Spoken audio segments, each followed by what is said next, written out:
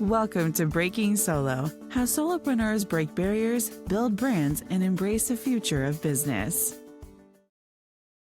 Good afternoon, everyone. Welcome to another episode of Breaking Solo. I'm very excited today. My guest is Beatrice Gutknecht. And okay, I know if you're seeing her name on screen, it makes no sense, but that's it, correct.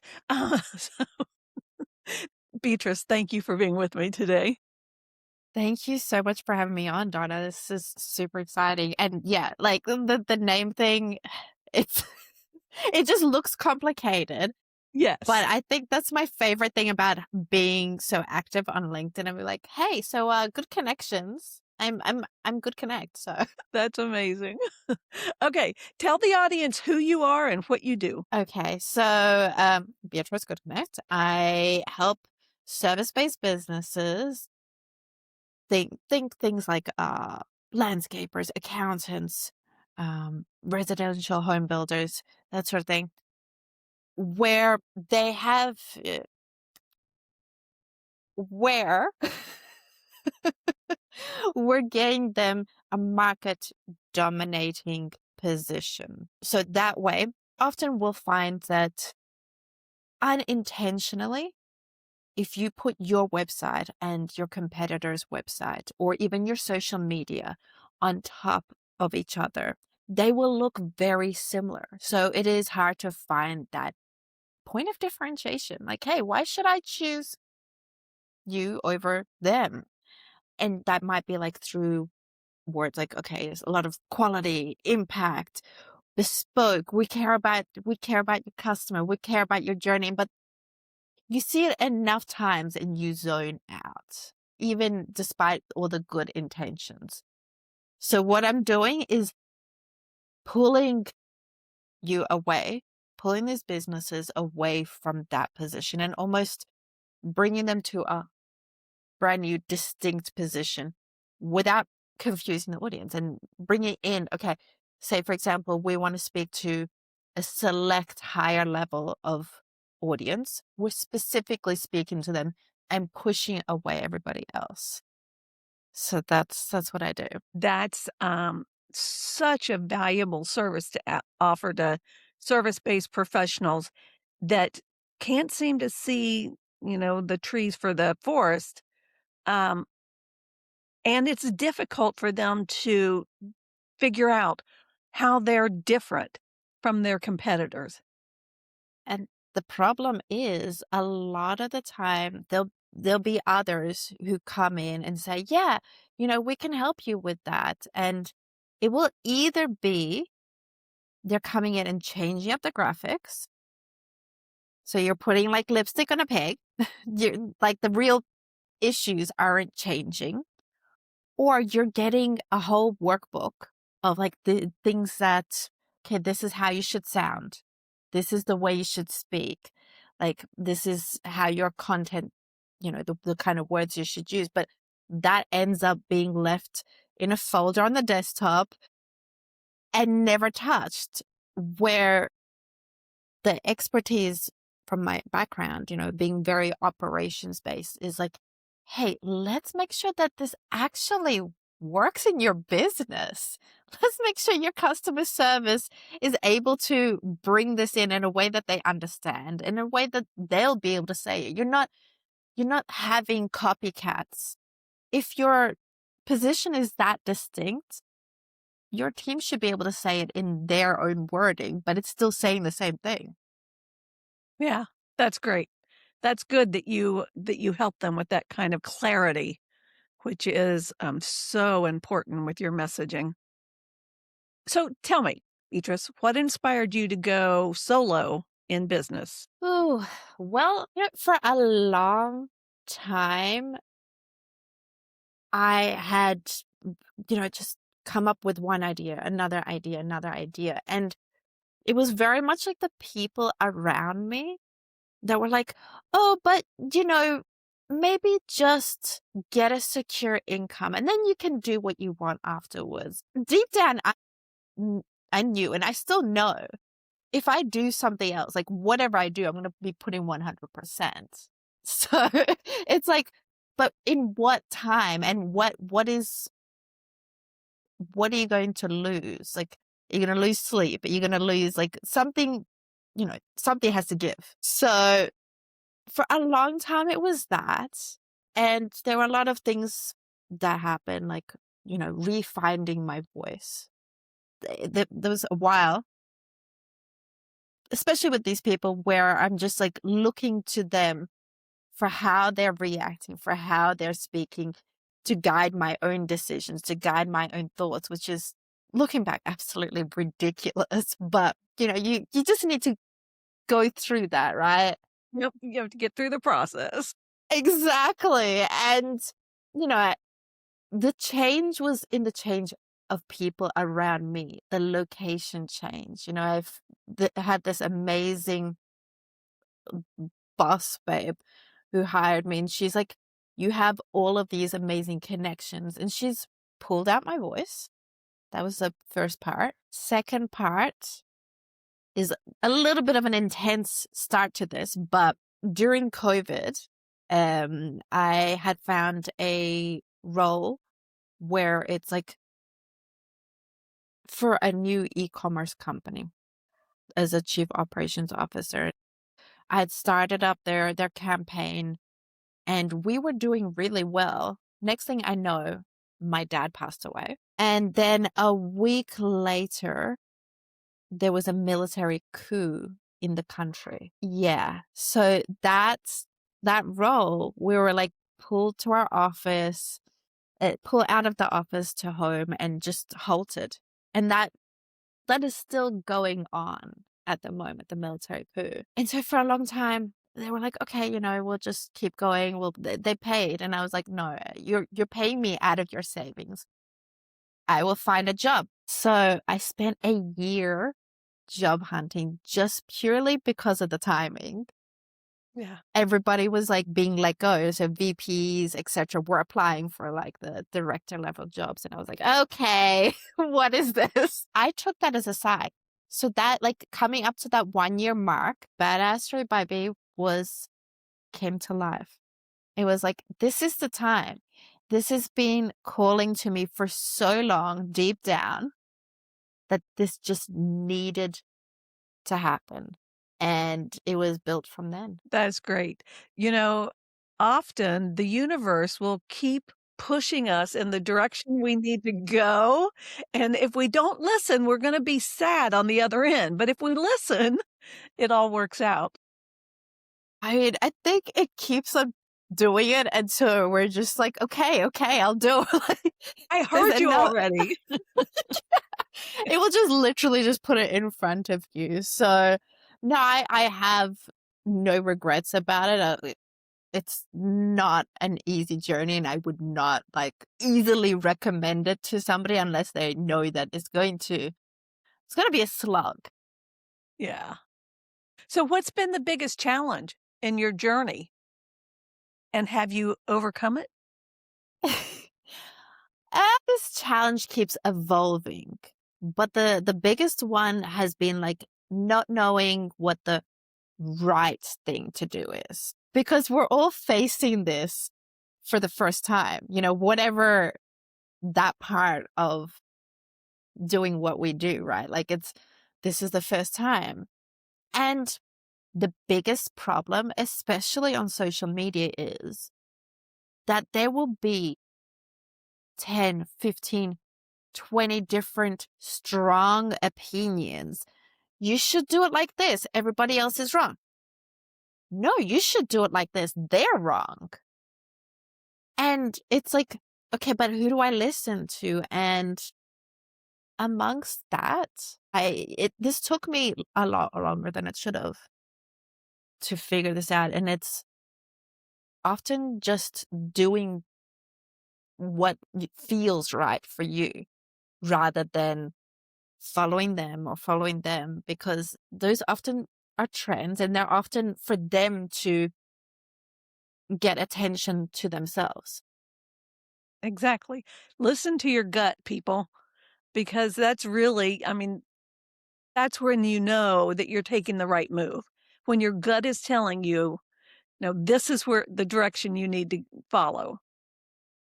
So good for you for listening. It's a ongoing campaign. Yeah, well, we all have that, that process that we have to just keep on keeping on. It's never easy. Exactly. I mean, we're always being social, right? So it's hard to kind of switch off to other people's thoughts. And of course, you want to get like, okay, what are you doing? What are you doing? What are you doing? Etc. To give you more context to make your decision on. But from those, you can easily be swayed. Yeah. So, what strategies do you use to stand out from your competition? So again, this took a minute to recognize, but the biggest one is finding an enemy. And Ah, to me, like and there's obviously different ways you can do this. Like I say, for example, there's like the frameworks. Okay, this is the 5-minute rule. But for me, I wanted to go with something higher in emotion and higher in like, you know, a lot of people think about rebrands. And so that became my enemy because they can actually do so much harm. And people don't think about that side because if you think about it, you're going to the supermarket and you're going to buy your favorite ice cream. And you go to the shelf and you're like, okay, where is it?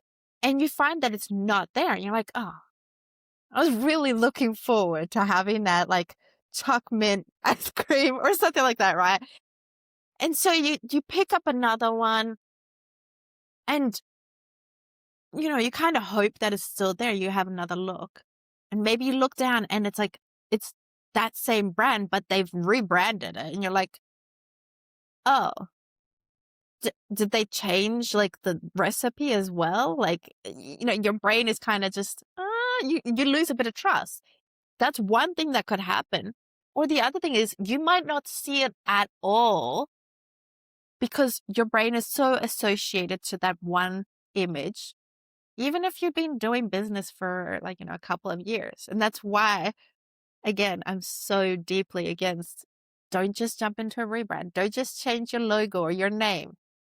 That might do more damage. yeah. That's a great differentiator that you have there. So good for you. Find an enemy, people. Find an enemy. That's like the biggest. Pick something that creates emotion or that people truly have like that struggle. They're thinking about it. And then find your quirk based on that. Like, there must be something that you have like a strong feeling about or a strong opinion towards. Like, keep adjusting and trying different things based on that, and you'll find it. Very cool. Okay, so what industry trends do you think solopreneurs should be paying attention to? I feel like a lot of people are mentioning this now, and I might say as well, but I want to say the overuse of AI. Now, it is a great tool. I use it as well.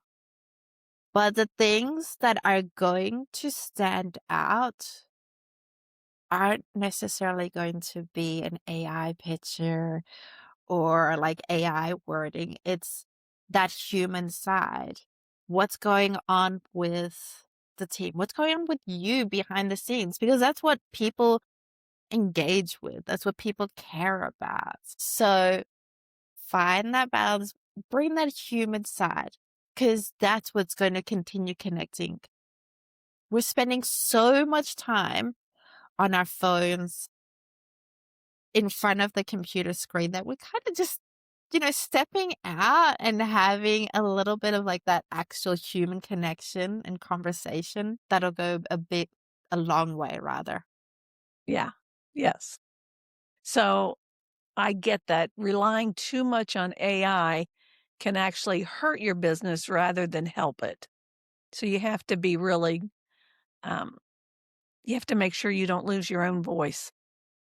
Exactly. And there's so much of that with like AI commenting and I get it, right? Like you want to template things to make things easier. You want to have that system, and systems are super important to be able to scale, but not at that loss of that connection. Because the reason somebody chooses to work with you is not going to be because of that AI. It's going to be like, oh, I like how they drop that joke, or I like how they had that opening line. Or maybe you have a bunch of like your content is video content. And like, I feel like I know them. And that for me, that's been the biggest thing. Like, people have contacted and they're like, I feel like I know you. I feel like I can connect with you. Like, can you tell me a bit more about what you do? And then there's your conversation. There's your in. Yeah. So true. So true. Okay. So in managing your business, what's one tool, app, or resource that you absolutely can't live without? Notion. That was fast. Notion. Yeah. Like, I'm pretty sure my whole life is there, and I will be so mad if they just suddenly just decide Take it to, away. oh my God. I'm like, excuse you. No, no, do not do this. What about you? So my CRM, Ooh, it, like you say, Notion has everything. My CRM has everything in it about my business, and it's how is I it like, manage everything. So that's really important to me. what's the name of it? Pandarus. Okay. I will look that up. Pandarus. Yes. Yeah. It's quite powerful, I should say. And I imagine you've probably been using it as like as long as me, or even longer. Yeah, for a long time. So we moved from, what were we using? Active Campaign, I believe at the time, Okay. to Pandarus, and that was 7 years ago. Okay. So it's definitely, it's very good. Yeah. And it's, I don't know how I could even move to another tool now because there's so much content in there. It would just be too scary. Okay. Now, like, jumping back into that context, how did you find them? Like, how did you find them, and how did you choose them? Was there something that drew you to them? Yes. So here, in total disclosure, it is a white label Mhm. of Go High Level. And we found it because Go High Level was built for agencies. So we white labeled it. Pandas allows me to add all of my clients at a much lower rate than they could pay for, text messaging and email marketing and their funnels and, and trying to tie all of those products together. So Pandas it's all inclusive, including things like building a course and having a community, and it is really all inclusive. So Oh it's my God. pretty, yeah, it is pretty incredible. So yeah, and we can have all of our clients in it without it breaking the bank. Okay. I'm immediately going after this to check it out. You've sold me. Good. Okay, tell me, what's one piece of advice that you would give someone that is starting their solopreneur journey? Can I make it two? You sure can. The first is watch out for shiny things or distractions that aren't aligned with your brand, your values, your vision, because they come up so often. And it is so easy to say yes. And like it will add into your time and distract you or take away from the time of the things that are actually working. Focus on what's actually working. And the second thing is have conversations before building anything. I've had so many conversations with people being like, "Oh, I'm building out X." And like, you've checked that this, like, there's actually an audience for this, that there's people actually interested. Like, no, no, no, I'm just gonna. I'm like, ah, don't do that. Please stop. Yes. Yeah, that is so true. Like I recently built a course, but I built a small portion of the course, launched it before it was completed so that I could get feedback from the marketplace for them to tell me, yes, continue building this. So I didn't waste all of that time in advance, you know? It was, it's really smart to test the market, people. Because what we think people want is not always what they want. It's even sometimes like in the smallest things, right? Like maybe the idea itself is it's right, but maybe the wording is slightly off. You know, it's wording that is more like you understand it. It's perfectly understandable to you, but to your target audience, they're like, "What?" Like they'll just glaze over. Yeah. Like we were talking about before. It's like it needs to be something that they understand, but like the language that they use, that they're at home thinking about, not what you think might be the right answer. Yes, exactly. And that come back to what I did. I sent out a survey first to my target audience before I even began to find out what their challenges were and where, you know, where their pain points were so that I could address them in my messaging and in the actual content. So good. So you have to know people. So is there anything you wished you would have known when you started that you know now? One, conversations are everything. You are your network. Without conversations that I had, and you know, some of them it's taken longer. Purely, you're getting outside of your comfort zone. You're like being more creative, more open, like sending more messages. They've led me to incredible conversations. They led me to my mentor over these years and coach, Michael Clift, who just blew my mind so many times with like with the business. And you know, sometimes we just really need that person to look at our business from outside of us. I have this saying, or like maybe I'm sure it's from somebody else, but you can't see what's on the label of the wine bottle from the inside of the wine bottle. Oh, great analogy. I I'm like sure it. it's like a regular one, but like just need that exterior opinion. And the same thing, like from the outside as well, you can't necessarily taste the wine. You can't know what's going on with the wine. So you do need that balance. Yeah. Feedback is great from especially from somebody that has um that experience beyond where you're at. Okay, Beatrice, this has been a pleasure. Tell people where they can connect with you and learn more about what you do. So the big one is on LinkedIn, Beatrice Gutknecht. I'm there. You can follow me, or the Art of Positioning podcast, which the second half of season 3 will be restarting soonish. Awesome. And folks, those will be in the show notes. So if you missed it, you can find them there. Um, thank you so much for being a guest today. I've truly enjoyed every minute of it.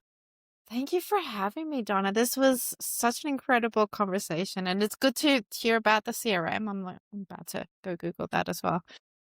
Awesome. Thanks so much, everybody. We'll see you in the next episode of Breaking Solo.